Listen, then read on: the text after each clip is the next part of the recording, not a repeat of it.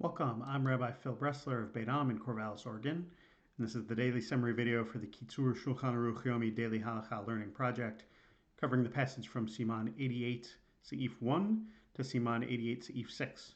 You can find links to the Hebrew and English text of this passage and to the calendar of upcoming passages in this video's description. So we're going to jump in today to the concept of muktzah, and the explanation here I'm going to give you is from Dayan Isidore Grunfeld's book, The Sabbath. Link to where to buy this in the description for a great technical explanation of this concept. So muktzah is a gezerah, a rabbinic prohibition against using and handling certain objects on Shabbat and Yom Tov.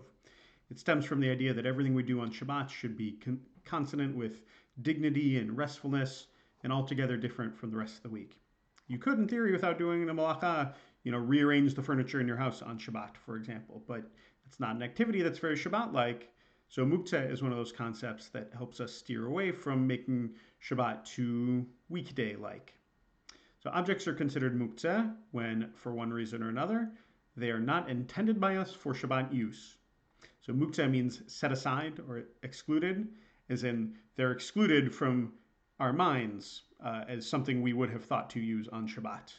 So objects that can be muktzah are things that were inaccessible to you before Shabbat, or that didn't exist yet, things that can't be brought into use without doing a malacha, things that are normally only used for malacha purposes, things that are totally useless and have no real purpose to use them, or as we'll talk about in the future, things that serve as the base or support for a muktzah object. Kitzur begins its discussion, as it often does, with exceptions to the rule that it assumes that you know.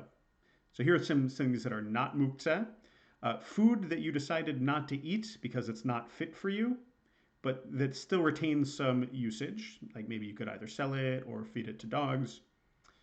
Also, something that took on a new form, like a vessel that broke but is still fit for some kind of use that's similar to its original purpose. The common factor here is when Shabbat started, you would have reasonably thought that you could use that stuff. Now that it has changed in some fashion, you can't quite. That doesn't now make it muktzah. What matters is what you thought at the beginning of Shabbat. Here's some things, though, that are muktzah. Food that is unfit for human consumption until it's cooked. Even though it could probably be fed to dogs, you never intended to use it on Shabbat, so it is muktzah.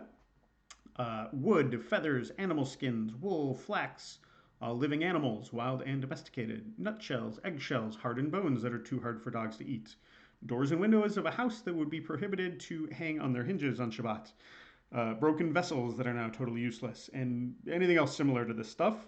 These all fall into some of those categories named above. One exception, though, is broken glass, which is totally useless, of course, but can cause injury and therefore can be cleaned up so no one gets hurt. Food that's not kosher, so you can't eat it, but a non-Jew still could eat it, and which you could benefit from by selling it, that's not muktzah. But if it's either not fit for a non-Jew, like it's raw meat, or if you can't benefit from it, maybe because it doesn't belong to you, then it is muktzah. Stuff that is nolad, so stuff that came into being on Shabbat, it's not just that it changed its form and retained some use, but we're talking about absolute nolad here, like stuff that really didn't exist and wasn't at all accessible before Shabbat. That is muktzah. So like ashes from a fire that was lit on Shabbat by a non-Jew, an egg that was laid on Shabbat, sap running from a tree. The footnotes also note there rain and snow. There's apparently a dispute whether those are created anew on Shabbat and whether you can handle them. No conservation of mass here, no sense of even almost object permanence. The fact that the egg was inside the chicken before Shabbat doesn't matter. It's considered newly created on Shabbat when it comes into existence. Even if it's not a new thing that came into being on Shabbat, if it became accessible as a result of a forbidden action, so like fruit that fell from a tree, or that was picked by a non-Jew, or milk that was milked today, those things only exist because something forbidden happened. That's still muktzah. Here's some other items that are specifically used for malacha and therefore are muktzah.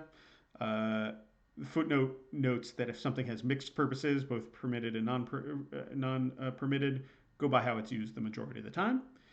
Things like a mortar, a mill, hammer, axe, a broom. Remember, brooms sweeping dirt floors. You can't not do malacha sweeping a dirt floor. Now they're probably okay.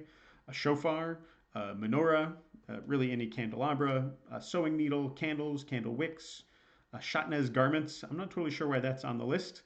Shatnez is a prohibited blend of linen and wool in a garment, and not prohibited to wear ever, not even just on Shabbat. But you can handle these things only for their non-melacha purposes. You can move them if they're sitting in a space where you need that space. That's considered a valid purpose. And if you picked them up, either to use them for a permitted purpose or accidentally, you don't have to just drop it. You can put it down in a place where it belongs. Also, tefillin. Tefillin aren't worn on Shabbat, but you can put them away if they're likely to get wrecked, the place where they're at. Here's some things that are muktzah because of chesron kis, which is monetary loss. Stuff that you don't want to move or handle needlessly because it might break or become defective or lose its value. So think stuff that lives in a special drawer, stuff that lives in a special case, stuff that you might put in a safe, like a super valuable baseball card. You don't want to handle it too much because it'll get wrecked. Delicate tools, finely honed knives, writing implements and paper. Those days used to be really expensive and delicate.